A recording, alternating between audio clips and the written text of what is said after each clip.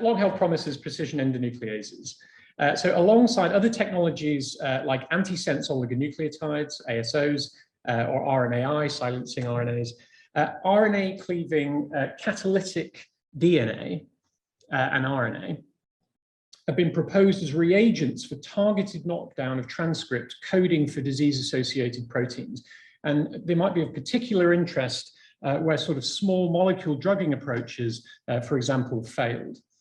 So in principle, such molecules could be targeted to any RNA of a known sequence. In contrast with sort of these other approaches, could perform catalytic turnover that is not only more specific, but is also independent of the silencing machinery of the host cell, which it turns out is not always available and is typically occupied with host microRNAs, and actually in some circumstances can also be inhibited by things like viral factors.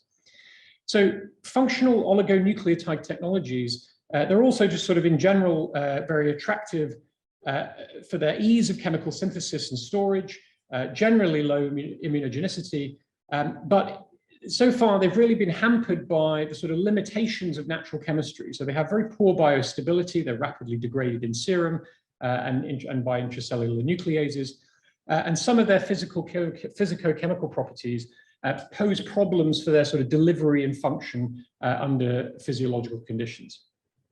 Now, it's been over the last sort of 30, 40 years, absolutely key to the development of designed oligo technologies like siRNAs and antisense, the emergence of synthetic nucleic acid analog chemistries.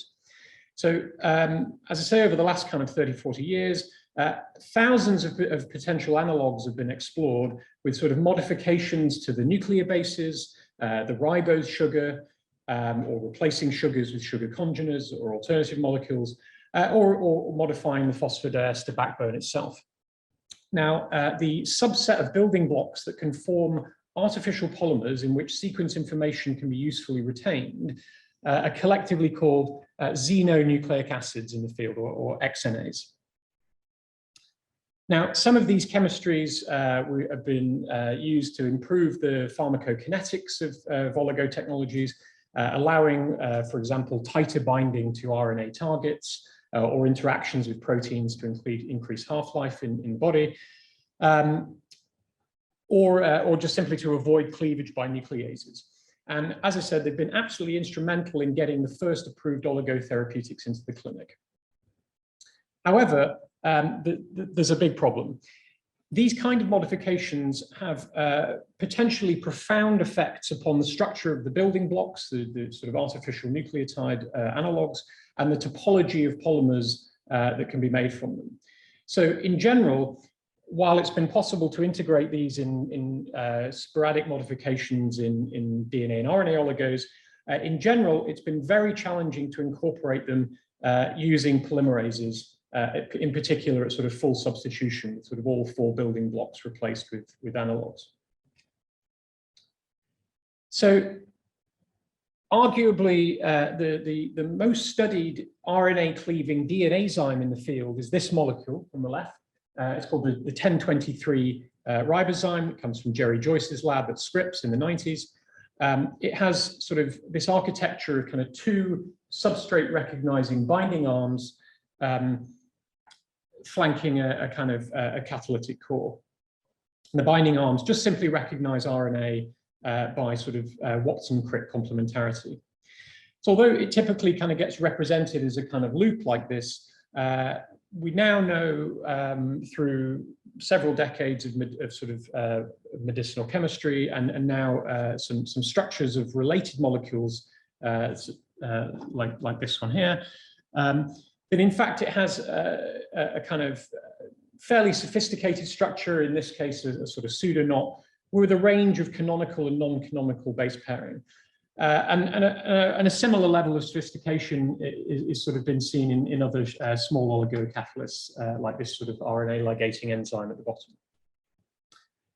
So in general, small RNA cleaving catalysts like the 1023 are highly dependent upon divalent cations like magnesium for folding and catalysis. And it turns out that without modification, they struggle to invade and cleave structured all RNA targets under physiologically relevant concentrations of free magnesium. So in other words, at the sort of into the conditions that you really want them to work in inside a cell, they generally don't fold, and they're generally either very poorly active or not active at all. There's a substantial body of work examining the modification of the binding arms and the core, but this is generally a sort of trial and error medicinal chemistry process to sort of develop, that's been attempting to develop DNA enzymes for clinical applications with varying degrees of success. But as these kind of structures suggest, full modification, so replacement of all of the DNA positions in these things, is generally not possible without loss of function. So the way that these kind of molecules are discovered is through a sort of a Darwinian in vitro selection process. So just to give you a kind of brief outline of this, and I'll show you a little bit more detail later on, this generally involves sort of combinatorial nucleic acid synthesis to generate large pools of diverse sequence oligos in DNA. And then what you'd be looking to do is to convert these into artificial chemistries. So what we need is polymerases that are able to take DNA templates with random sequences, convert these into more stable artificial chemistries, and then pan these for and select for functional activity. And then you need a system to be able to recover the functional active catalytic molecules out of those pools and amplify them back and discover the sequences through sequencing. So what you need is you need XNA polymerases that can use DNA as template, and then you also need reverse transcriptases that can take XNA polymers and do XNA templated DNA polymerization in order to convert these molecules back again. And in the interest of time, I'm not going to go into a large amount of detail on this, but several decades of sort of polymerase engineering towards these kind of goals have been taking place in the field.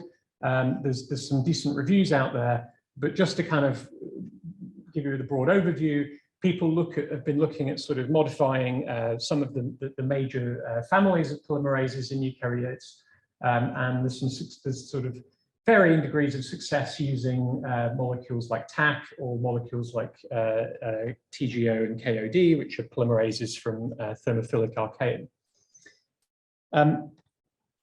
Our own work in the area really kind of took off in 2012 when we were able to create technologies for doing directed evolution of the polymerases themselves. And to sort of cut a long story short, we discovered that some regions of the polymerase, which are sort of steric checkpoints on the correct topology of the duplex that's being synthesized, could be remodeled. And this is what you're showing down here. So mutations in this sort of what's called the thumb subdomain, which is the contacts, the kind of growing duplex being made by the polymerase. And our directed evolution approach is essentially remodeled this to accommodate the sort of strange looking topologies that you get with the artificial polymers. So we showed that it was possible to evolve polymerases to sort of read and write using a whole series of these artificial chemistries.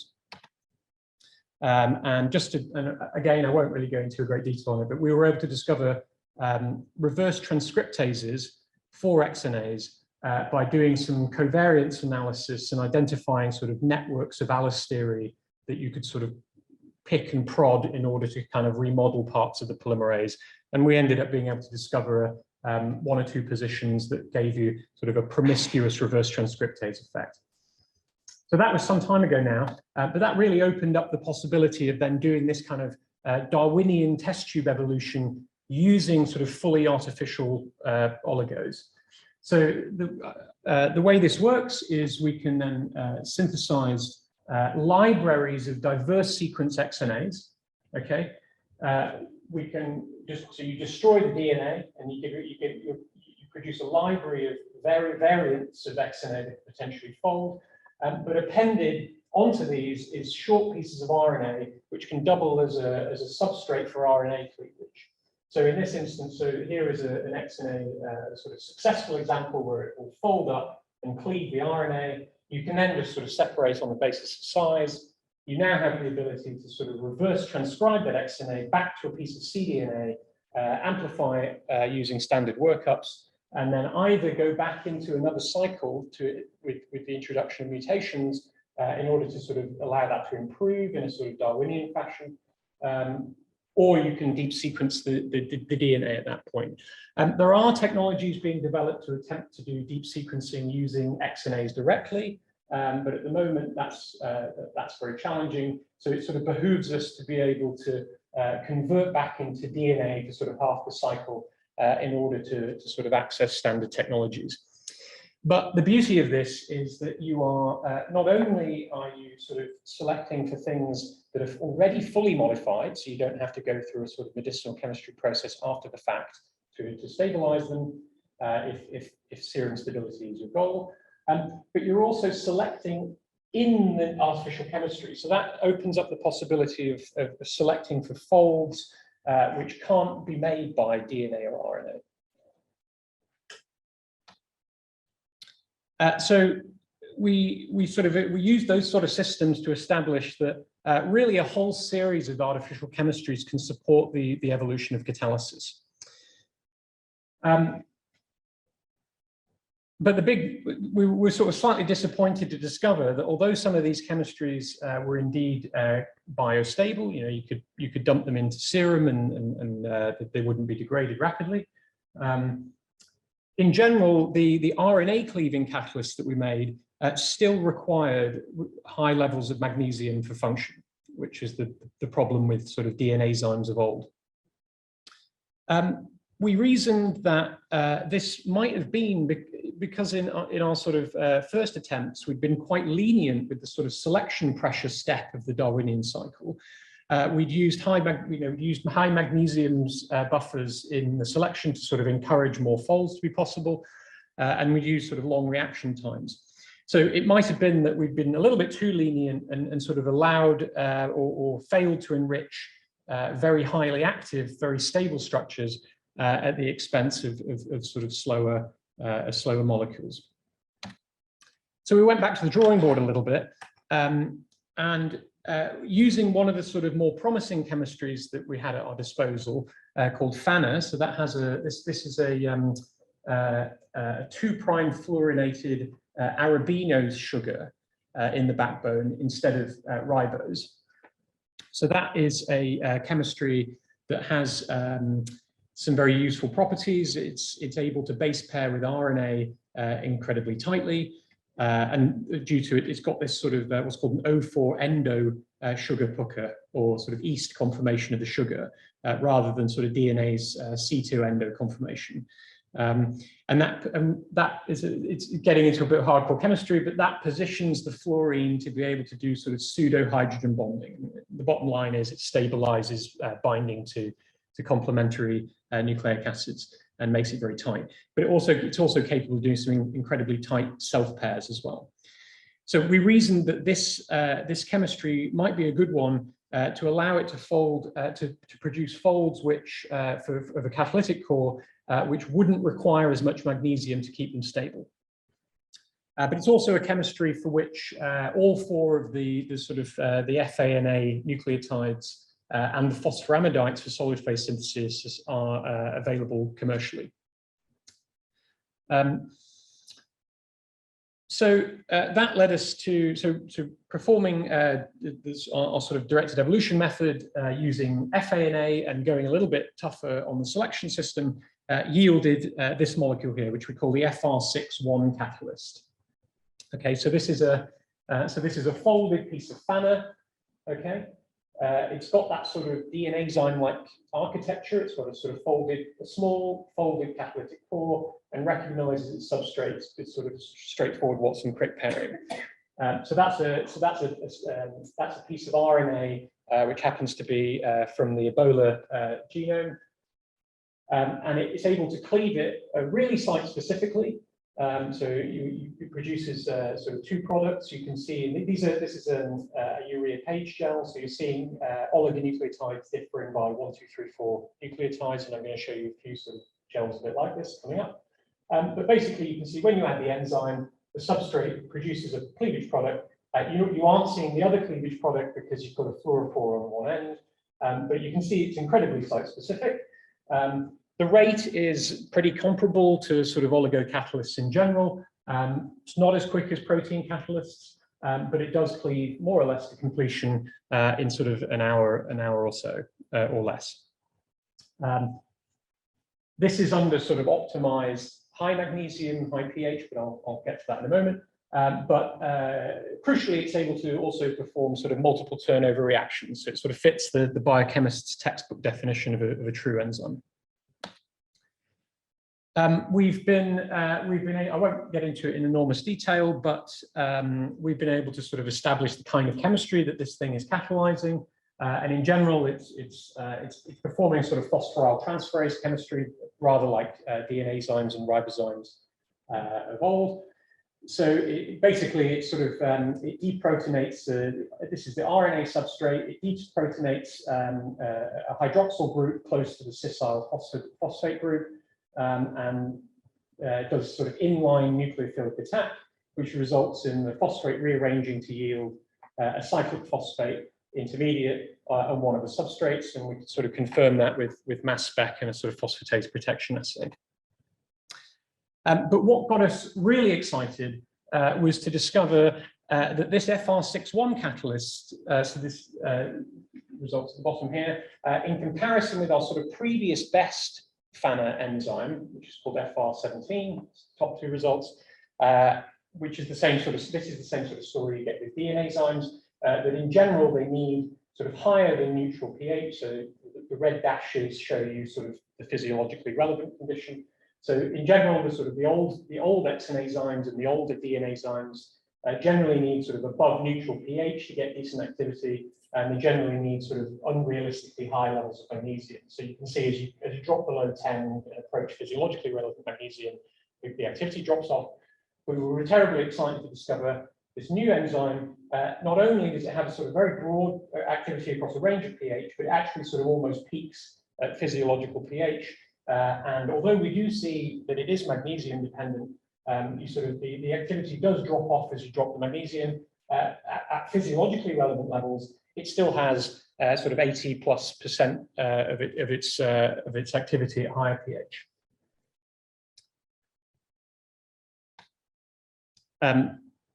We found that the sort of specificity of FR61 for its target sort of derives not only from the sort of the binding arms, but also the sort of the choice of residue that it positions opposite the catalytic core.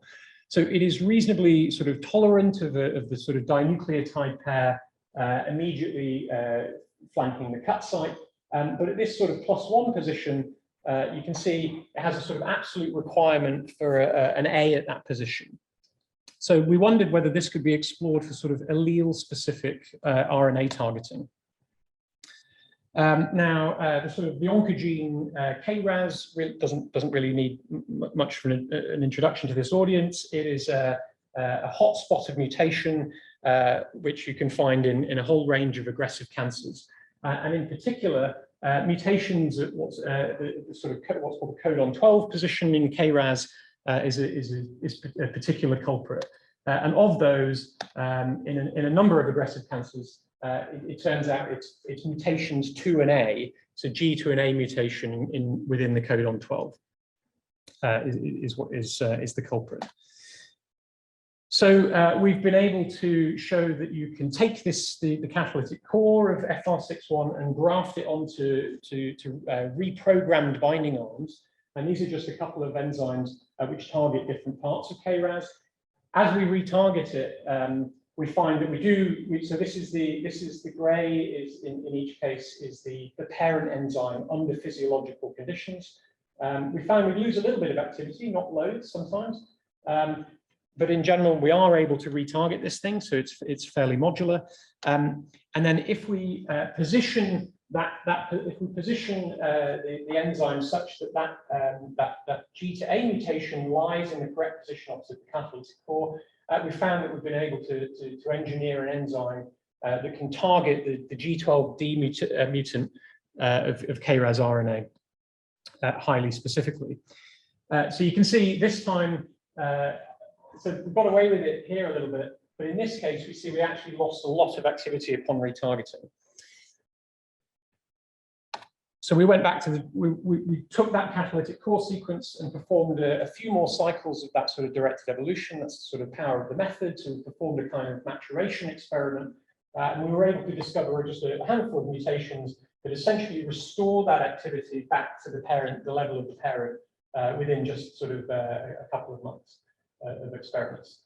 So the bottom line is we have a range of these things. And in this case, this is a sort of allele-specific targeter that we were able to, that we show is clearly outperforming the sort of next best DNAzyme.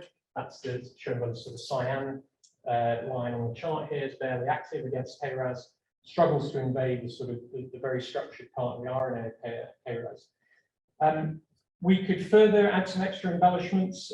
So this chemistry, it turns out, this FANA chemistry, it's only about as biostable as DNA, as it turns out. It is able to form these tight structures, but it's still susceptible to nuclease degradation. So we can perform some extra little embellishments as we make it on the synthesizer by adding sort of things like phosphorothioate linkages to sort of stabilize the molecule in serum. And that's just what this graph here is just showing you. If you stick this thing into serum with the extra phosphorothioates, we can get it sort of surviving a few more hours than DNA at least. And you sort of, although it's starting to degrade, we reason that it should survive long enough under sort of biologically relevant conditions to sort of be able to measure activity if it were to be there. And encouragingly, when we synthesized a synthetic version of the KRAS mRNA transcript, I won't go into a huge amount of detail here. In the interest of time, I'll kind of jump to the cell results. But we find we were encouraged to see that it's able to invade the full transcript. And if we take the even longer, sort of potentially post-transcriptionally modified full KRAS transcript ex vivo, and this is using a droplet digital qPCR method, we're able to do again, G12D specific cutting on the full 5 kb transcript. So we really, we're really hopeful that we were doing a lot better than sort of DNAzymes of old. Now, just to spend a few moments talking about the potential pitfalls of measuring activities in cells, we were very keen to find out what happens if you sort of pop these things into cells. But I've learned the hard way that there's a number of problems with measuring activities of these things inside of cells that I just want to talk you through just quickly before we show you some cell data. So it turns out, so these things are not like proteins. If you lyse cells in sort of harsh conditions, and then as you sort of drop back down into the sort of the buffers necessary to do things like DNase treatments or reverse transcription, the part of sort of the workup of normally sort of studying RNA levels, these things will happily refold and have activity. So don't worry about all the sort of detail here, but essentially during a DNA step, the XNAzyme and actually DNAzymes are not fully removed by DNases. Okay, so DNases are, DNase 1 in particular, part of the sort of standard workup of sort of in cell biology, is most active on double-stranded DNA, and it actually struggles to cleave single-stranded DNA terribly efficiently. And it struggles even more with these sort of modified oligos. So we find that enough of it survives and is active during the DNA step itself. So you can actually see this is RNA product being formed by cleavage during the DNA step. So that's one source of a potential false positive result. And moreover, enough of it can survive into the reverse transcription step, which use high temperatures and high magnesium And actually, you can happily see it starting to cleave within the RT step as well. So if you, it turns out, if you just bung this thing, these sort of oligos into cells, and then you lyse the cells without any incubation, and you do the workup, you see lots of cleavage, and you think, great, it's all worked brilliantly, and you're wrong.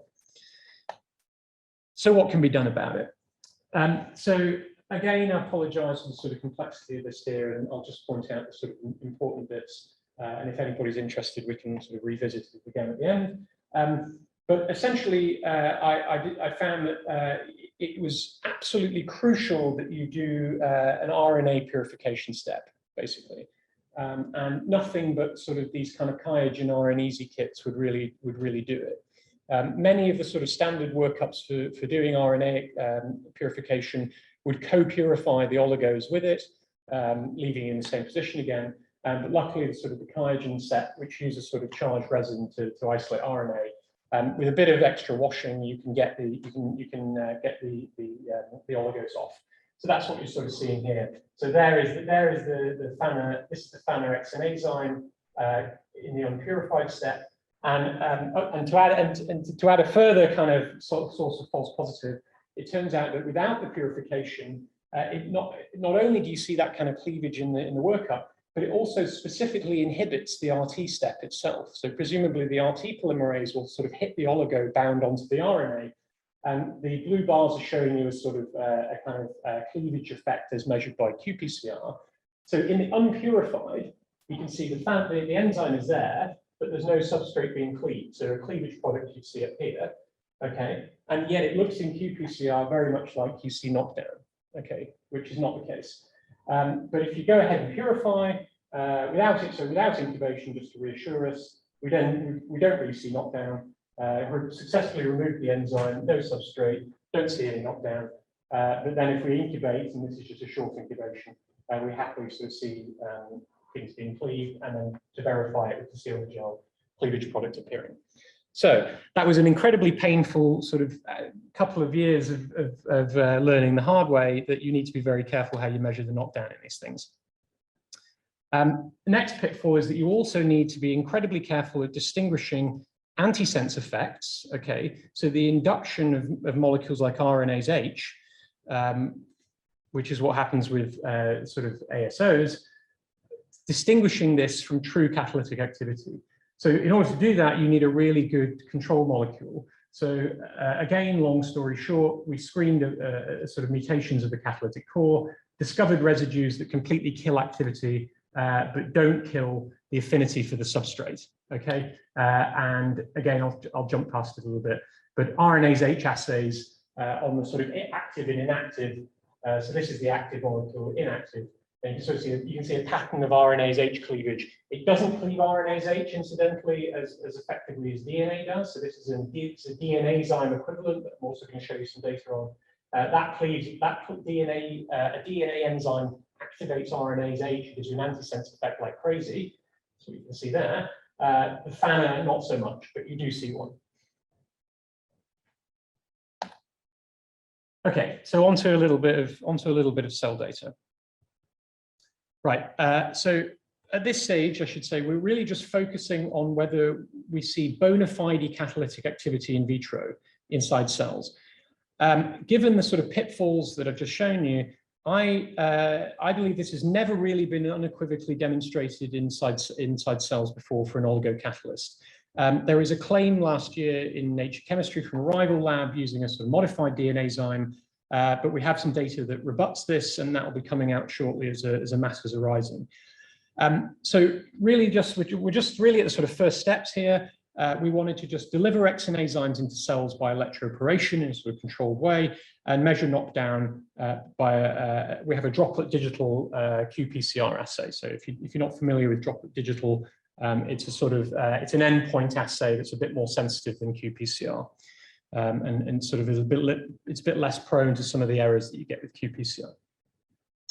So, using sort of RKO colon carcinoma cells that are homozygous for G12D KRAS, we do indeed see this sort of dose-dependent knockdown of KRAS. So great, okay, the molecules produce a knockdown effect. However, you can sort of see that there's a black line superimposed on top of the red here, or slightly shifted, which is a knockdown effect with the inactive enzyme as well.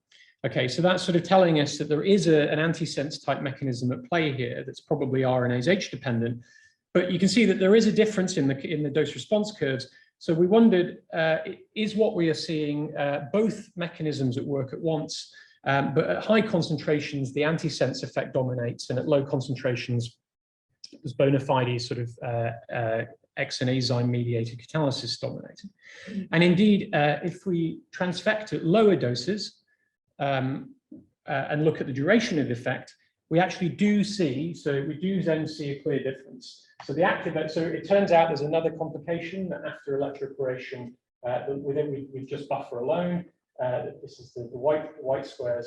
The levels of KRAS will spike up and then return to normal over 48 hours, added an extra bit of fun to the whole system. But it turns out with the active enzyme, we do indeed see a suppression of that level of KRAS, whereas the inactive, although it does have a knockdown effect as well, there's clearly a difference. And then this is sort of showing you errors aren't brilliant, admittedly, but it does show you that there's a difference between the two. So we think we're getting both effects at the same time. And if we compare, so if we then use our case, we have the isogenically matched cell lines. We have the homozygous for the G12D and the wild type. And if we put in at low concentrations, we find that indeed we are able to the green is G12D. We are able to see a really specific G12D allele specific knockdown. But again, you have to be careful about the concentration going in. If we compare that to sort of the next best, the DNA zyme equivalent in the field, we find that the DNA zyme, you need to make the binding arms of the DNA long enough to try to have any chance of getting into RNA. We've looked at, in the interest of fairness, we've done sort of versions of the DNA zyme that are what's reported as the most optimal, and then we've done longer binding arm versions as well. And those either give you no effect or they induce RNase H that's sort of not specific. If we compare it to an off-the-shelf, supposedly G12D siRNA, although the siRNA is very effective at inducing silencing, so you do get a bit more of a knockdown effect with siRNA, basically. We're only at sort of generation 2 at this point. We find that that's not really specific at all. You're still seeing a lot of wild type knockdown with a supposed specific siRNA. So if RNA transcripts are cleaved by the XNA zyme rather than RNase H, we should see a difference in where it happens. So this is the KRAS RNA, the relevant part of the KRAS RNA. The underlying parts are where the binding arms bind. If it cleaves at the site, it should produce one sequence. And if RNase H is activated, you'd expect it to happen in the binding arms. Shall I speed up a bit? Yeah. Coming to the end now. Long story short, race PCR tells us that if we extract the RNA, perform race PCR, indeed we can see bands that appear only in the active enzyme, where the active enzyme is transfected, and not with the inactive or the DNA zyme. And if we sequence that band, we find that indeed it is the right cut site. Okay, so what's next for the sort of the sort of XNA world? Well, there's still big open questions in the sort of oligo therapeutic field at large. You know, can we deliver these things in useful doses? There are potentially more options for this now on the table, and we're going to eventually get into that a bit sort of longer term. Can we sort of improve the rates to be a bit more comparable with technologies like RNAi? And although, you know, I'm sort of showing you stuff that I think points to a road where we're going to be very, very specific indeed, we still need to sort of start working on, you know, what are the off-target effects of these things. Just really briefly, just to show you what's potentially coming in the short term next. Can we target other types of disease-associated RNA? That was transcripts for an undruggable protein. We're working on. We have in revision. We've produced a series of these things during sort of the COVID period. In lockdown 1, by myself, I sort of showed that you could actually produce a series of these things targeting the RNA genome of COVID. although there was supply issues and whatnot, the sort of total man hours was only about a week to produce a whole series of these things. And working with Nick Matheson upstairs, we've sort of been able to show it will, when transfected into cells, inhibit sort of authentic viral infection. So we're sort of interested in the potential of this thing as a sort of platform technology for rapid generation of antivirals, among other things. I've got a very brilliant PhD student who's sort of shown that we can also target these things to individual family members of non-coding RNA families. And we have molecules that are able to really specifically pick out individual microRNAs or individual sort of disease-associated RNAs like human yRNA5. More broadly, in the last 3 minutes, more broadly, we're sort of, I showed you FANA is not one of the sort of more robust XNA chemistries that are at our disposal. So are we using the right chemistry? Again, long story short, but we're just about to show that the end of a bit of a lengthy engineering process. We've been able to discover new polymerases that can synthesize much more robust biostable chemistries like 2'-methyl RNA and methoxyethyl, which are sort of mainstays of some of the current generation 2.5 of the antisense technologies. So these have a track record in the clinic. We can now use these for directed evolution in principle. We can reverse transcribe them. So a couple of years ago, we showed a new method for doing directed evolution with reverse transcriptases, and these work on 2'-methyl and MOE. So we have at our disposal the ability to potentially evolve using these methods, using these new chemistries rather. And it's very early days, but I have an example about to come out showing that we can indeed make allele-specific KRAS and on the right a sort of beta-catenin mutant targeting enzyme that are now composed of these molecules that will be absolutely bulletproof in vivo, and also would not, in principle, trigger RNase H effects because 2'-methyl doesn't do that. And really recently, we're just about to show, we've got the cover of RSC Chemical Biology showing we can use some combinations of polymerases to make mixtures of 2'-methyl and also locked nucleic acids, which is an even more robust chemistry. So with that, hopefully, I've shown you there's some exciting stuff on the horizon, and it's all part of the very good work of a number of collaborators in my new lab and in my old lab, and also many thanks to you for your attention.